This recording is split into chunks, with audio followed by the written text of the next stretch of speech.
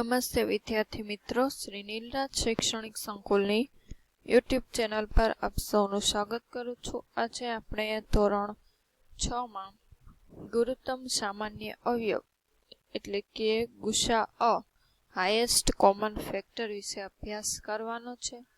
આગળના લેક્ચરમાં આપણે કોઈ પણ સંખ્યાના અવિભાજ્ય અવયવ પાડતા શીખી ગયા। કઈ રીતે અવિભાજ્ય અવયવ પાડવા આપણે જોયું કે બે સંખ્યાઓના સામાન્ય અવયવ શોધતા શીખી ગયા છીએ કે કોઈ પણ બે સંખ્યા આપ્યા હોય એના અવયવ લખ્યા 2 હોય અથવા તો 3 હોય એના અવયવ લખવાના। ત્યારબાદ સામાન્ય અવયવ એટલે કે સરખો આવતો હોય એ અવયવને સામાન્ય કહેવાય। હવે આ સામાન્ય અવયવોને ગુરુત્તમ અવયવ શોધવા આપણે પ્રયત્ન કરીએ। હવે તમને એમ કીધું હોય કે 12 અને 16 ના સામાન્ય અવયવ 1, 2 અને 4 છે। તો આ બધા અવયવમાં સૌથી મોટો સામાન્ય અવયવ કયો છે? જોવો જી કયો છે તો કે 4। એવી રીતે 28, 36 અને 20 ના સામાન્ય અવયવ 1, 2, 4 છે, જેમાં મોટો 4 છે। તો આપણે ગુસાઅ કોને કહીએ તો કે 2 કે તેથી વધારે આપેલી સંખ્યાઓના સામાન્ય અવયવમાં સૌથી મોટો સામાન્ય અવયવ જે હોય એને શું કહેવામાં આવે છે તો કે ગુરુત્તમ સામાન્ય અવયવ। સમજાણું ગુરુત્તમ સામાન્ય અવયવ ગુસા એટલે શું? 20, 28 અને 36 નો આપે અવિભાજ્ય અવયવ દ્વારા।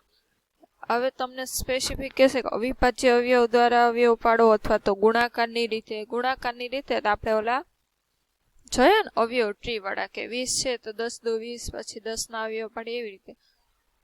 અવિભાજ્ય અવયવ તો આપણને ખબર છે 20, હવે એકમ નોંધ 0 છે કેટલા વડે ભાગાકાર કરવાનો? 2 વડે। જે 0 છે 2 વડે કરશો 5 છે એટલે 5 અવિભાજ્ય સંખ્યા છે। 5 એકુ 5 પછી એના અવયવને આમ ગુણાકાર સ્વરૂપે લખવાનું 2 ગુણ્યા 2 ગુણ્યા 5 અવિભાજ્ય અવયવ આ ડાબી બાજુનો એ 2 દુ 4 ને 4 5 20 એવી રીતે 28 ના પાડ્યા ને 36 ના। હવે આપણે જોઈએ કે 20, 28 ને 36 ના સામાન્ય અવયવ ક્યાં ક્યાં છે? જોવો જી તો 2 ત્રણેયના સામાન્ય અવયવ કેટલા છે? 2 ત્રણેયમાં 2 2 આવે છે, પણ કેટલી વખત આવે છે તો કે ત્રણેયમાં 2 2 વખત 2 આવે છે। માટે 20, 28 અને 36 નો સામાન્ય અવયવ એટલે ગુસા કેટલો થશે તો કે 4 થશે। જો એકમાં 2 વાર હોત ને એકમાં 1 વાર હોત તો આપણે શું આવે તો કે તો ગુસા શું આવે તો કે 1 વખત જ આવે ને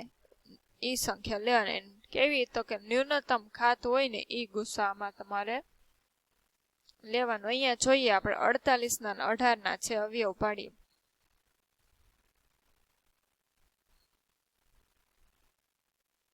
પેલા તો એકમ નો અંક બેકી સંખ્યા છે એટલે 2 વડે ભાગાકાર કરશો તો 24, હજી બેકી સંખ્યા 4 છે ને એટલે 12 દુ 24, હજી 2 વડે ભાગાવશે 2 6 12, ત્રણેય બેકી સંખ્યા છે 2 13। હવે 3 કેવી આવી ગઈ? અવિભાજ્ય એટલે 3 ની સામે 3 મૂકી દેવાના। અવિભાજ્ય સંખ્યા નીચે 1 પછી 18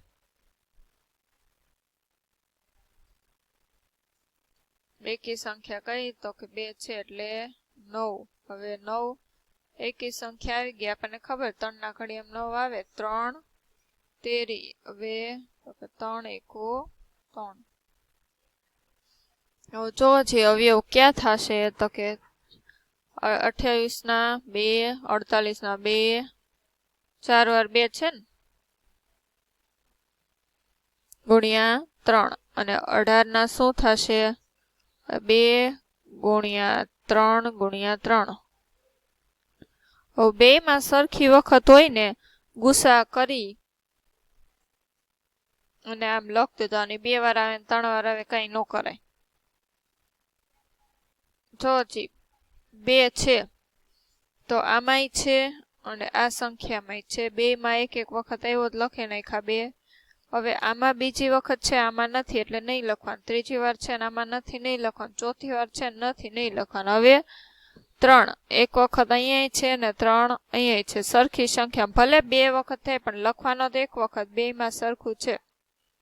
ગુણ્યા કરીને 3 હવે અહીંયા 3 છે ને વા નથી એટલે નહીં લખવાનું. બેમાં સરખી સંખ્યામાં હોય ને એ જ લખવાનું. એટલે આને તમે ઘાત સ્વરૂપે દર્શાવશો 1 2 3 અને 4 વખત. કેટલી ઘાત થાય 2 ની? તો કે 4 ઘાત ગુણ્યા 3. અને અહીંયા શું થશે?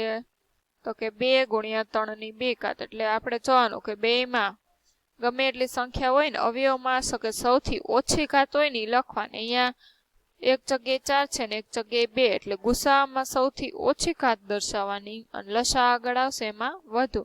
એટલે અહીંયા ઓછી ઘાત વાળું તો કે 1 ઘાત વાળું છે 2, 3 ની 2 ઘાત છે ને 3 તો અહીંયા 1 ઘાત વાળું છે એટલે 2. તો ગુસા શું થશે? તો કે 6 આપેલી સંખ્યાનો ગુસા. આવી રીતે આવે. હવે તમને 3 સંખ્યા આપેલી છે તો 3 માં પણ આવી રીતે જ કરવાનું. ત્રણેયમાં તો કે અવયવ લઈ લેવાના. આપણે જોઈએ આમાંથી કઈ લેશું? આ મોટી લઈએ. હાલો ને તમને મોટી કઈ કઈ છે? 70. પેલા તો 70 છે એટલે 35 દુ 70 બે જ ભાગાકારશું. પછી એકમનો અંક જોવો છે આપણે ચાવી યાદ રાખવાની છે. 5 આવ્યો એટલે કેટલા વડે વિભાજ્ય હોય? 5 વડે. 5 7 35 7 તો અવિભાજ્ય સંખ્યા આવી ગઈ. સામે 7 લખી અને 1. પછી કયા છે? 105. તો પેલા જ કેટલા વડે વિભાજ્ય થશે? તો કે 5 વડે. આ ભાગાકાર કરવાનો એટલે 15 કેટલો આવશે પેલા? તો કે 21 આવશે ને. હવે આ તો કે 2 ની ચાવી નહીં હાલે, 5 ની નહીં હાલે. હવે 3 ની તો 2 ને 1 કેટલા થાય? 3. 3 વડે વિભાજ્ય છે તો કે આ 3 વડે ભાગાકાર કરો. 3 7 21. પછી કેટલા છે? 175. એટલે પેલા તો કેટલા વડે ભાગ હકાલવાનો છે? 5 વડે. 5 સાથે તમે ભાગાકાર કરશો એટલે કેટલા થશે? 35 આવશે. 35 5. પાછો તો કે 5 સાથે જ આવશે 7 1 7. હવે જો જે આના સામાન્ય અવયવ 70 ના સામાન્ય અવયવ ક્યાં થયા? તો કે 2 ગુણ્યા 5 ગુણ્યા 7.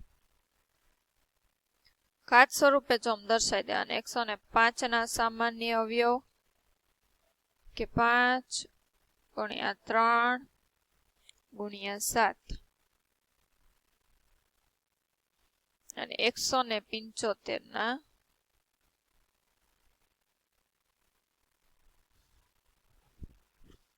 ઓકે 5 ગુણ્યા 5 બે વાર છે એટલે 5 ની 2 ઘાત લખી નાખાય. હવે અવયવ સામાન્ય જો સૌથી નાની સંખ્યા શરૂઆત કરવાની. 2 એકમાં છે આમાં નથી ને આમાંય નથી. કોઈ પણ 2 માં હોય ને 1 માં ન હોય તોય નહીં લખવાનું એટલે 2 નહીં આવે. પછી 3 1 માં છે બાકી 2 માં નથી ઈ પણ નહીં આવે. 5 1 2 3 ત્રણેયમાં 5 છે પણ 1 2 માં એક વાર છે ને એટલે આપણે કીધું ગમે એટલી વાર સૌથી નાની ઘાત કઈ આવશે?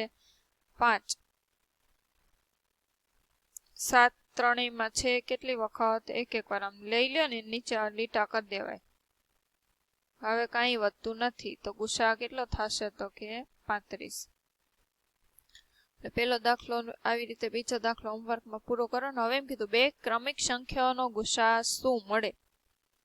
શું કીધું તમને? તો કે 2 ક્રમિક સંખ્યાઓનો ગુસા શું મળે એ તમારે જોવું હોય તો ગણતરી કરી કે પછી એમ કીધું 2 ક્રમિક બેકી સંખ્યાનો ગુસા શું મળે? તો કોઈ પણ 2 ક્રમિક સંખ્યાઓ લઈ લે આપણે. 4 અને 5 લઈ લ્યો છો તો આ બેનો ગુસા તમને શું મળશે? તો કે 1. કોઈ પણ ક્રમિક સંખ્યા લઈ લ્યો. જો તમે 7 અને 8 લઈ લ્યો છો તો પણ ગુસા શું મળે? 1. એટલે કોઈ પણ 2 ક્રમિક સંખ્યાનો ગુસા 1 મળે. 2 ક્રમિક કેવી સંખ્યા કીધી છે? તો કે બેકી સંખ્યા. 2 ક્રમિક આપણે 4 અને 6 લઈ લઈએ તો શું આવે? 4 અને 6 તો 2 ક્રમિક બેકી સંખ્યાનો ગુસા શું થશે? 2. પછી આમ લીધું હોય કે 12 અને 14 લેશો તો પણ શું હશે? 2. હવે એમ કે 2 ક્રમિક એકી સંખ્યાઓનો ગુસા તો તો આપણે જોઈએ 9 લઈ લ્યો ને 11 લઈ લ્યો, બધાનો ગુસા કેટલો આવશે તો કે 1. કારણ કે ખબર છે ક્રમિક એકી સંખ્યા લ્યો તો એક મોટા ભાગની અવિભાજ્ય હોય ને અવિભાજ્ય ન હોય તોય. તો બીજું ઉદાહરણ લ્યો 15 અને 17, તો બેમાં સામાન્ય અવયવ કયો? આ અવિભાજ્ય છે અને એક વિભાજ્ય છે, એટલે એનો ગુસા સરખી હોય એવી જ સંખ્યા એક જ આવશે બેયના અવયવ. દાખલા નંબર 3 કે અવિભાજ્ય અવયવો દ્વારા બે સહ અવિભાજ્ય સંખ્યાઓ 4 અને 15 નો ગુસા આ પ્રમાણે શોધ્યો. જો 4 નો અવયવ શું થાય? 2 ગુણ્યા 2, 15 ના 3 ગુણ્યા 5. કારણ કે આ અવયવમાં કોઈ અવિભાજ્ય સામાન્ય અવયવ નથી, એટલે કે 4 અને 5 નો ગુસા 0 છે. શું આ જવાબ સાચો છે? જો નથી તો સાચો ગુસા શું? કે આ કેવો છે તો કે ખોટો. જે કોઈ પણ સંખ્યામાં એકેય સામાન્ય અવયવ ન હોય તો આપણને ખ્યાલ જ છે કોઈ પણ નો સામાન્ય અવયવ શું? તો કે ઈ સંખ્યા કોઈ પણ સંખ્યાના અવયવ ઈ સંખ્યા પોતે અને એક તો હોય જ તે. 4 નો અવયવ પણ 1 થાય અને 5 નો અવયવ પણ 15 નો પણ શું આવશે તો કે 1. એટલે સામાન્ય અવયવ ગુસા ક્યારેય 0 ન હોય.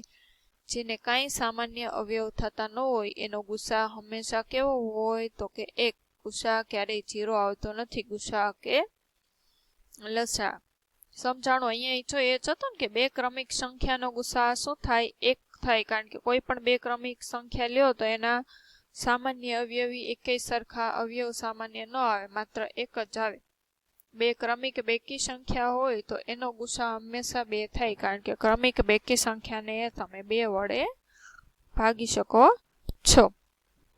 બે ક્રમિક એકી સંખ્યાનો ગુસા એ શું મળે? 1 જ. ગમે એ લઈ લો. પછી તમે 91 લીધી હોય અને 93 લઈ લો તોય આમાં, કારણ કે કોઈ પણ બે ક્રમિક સંખ્યા લેવા જશો તો એમાં એક તો અવિભાજ્ય આવશે તે. એટલે અવિભાજ્ય સંખ્યા હોય તો એનો સામાન્ય સંખ્યા ને એક તો 1.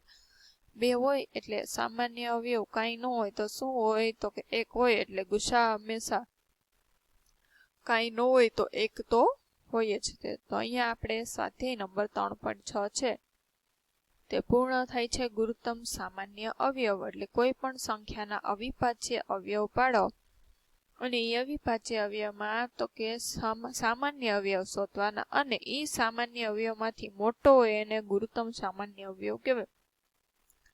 પણ આપણે તો કે અવિભાજ્ય અવયવની રીતે આમ અવયવ પાડીએ પછી તો કે આ બધા એના અવયવ લખ્યા, ત્યાર પછી એના સામાન્ય અવયવ એટલે આપણને એમ કરશો ને તો પણ ચાલશે. જો સામાન્ય એટલે બેયમાં સરખા અવયવ હોય ઈ ગણતરી કરશો 2, 5 તો એમાંથી મોટો જે અવયવ છે એને શું કહેવાય તો કે ગુસા. તો આજ માટે આપણે આટલું.